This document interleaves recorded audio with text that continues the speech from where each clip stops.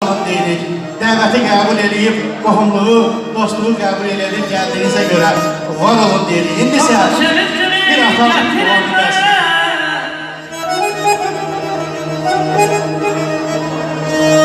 Tapıl sevincini gətirin mənə çünkülər müqəddəs ağlatadır, ağlatadır.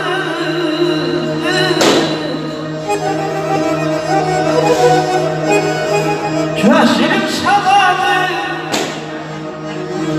gözlerim savadı, evime şeyim, şöhretim atadı, şarım atadı, şarım atadı.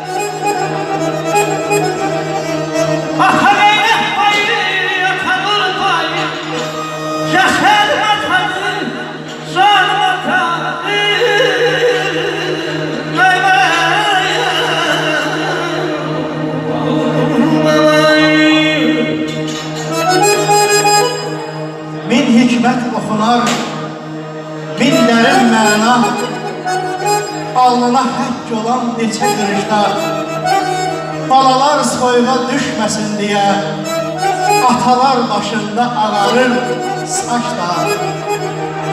Torpaq hikmətlidir, zirvə qüdrətlidir, polad qeyrətlidir, heç vaxt əyilməz.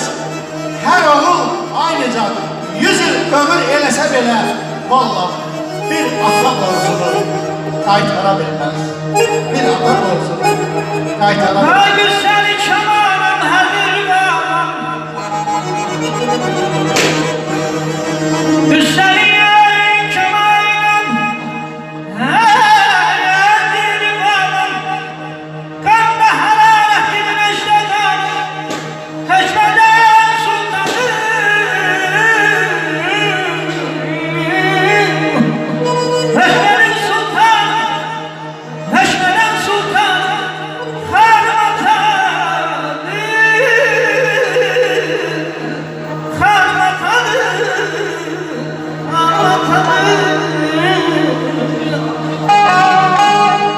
Anam namaz istər əl açıb göyə,